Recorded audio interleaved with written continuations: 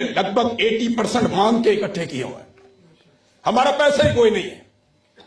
हर थोड़े दिन बाद एक मल्टीनेशनल कंपनी पाकिस्तान को छोड़कर चली जाती है। हमने यहां काम ही नहीं करना।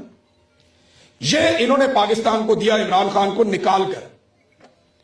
अब आ जाए उस बात की तरफ कि ये मामला लेकर कहां जाना चाहते हैं। तो मैं क्लैरिटी के साथ आपको बता रहा हूं कि जब तक आसिम मुनीर के पास ताकत है और जब तक वो इस ताकत के साथ मौजूद है, वो इमरान खान को नहीं छोड़ेगा।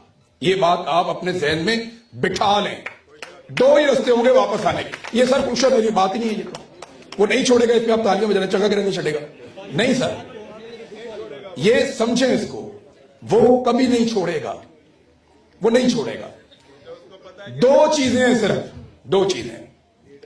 या तो इमरान खान को किसी लेवल पे मफामत करनी पड़ेगी या फिर आजादी छीननी पड़ेगी।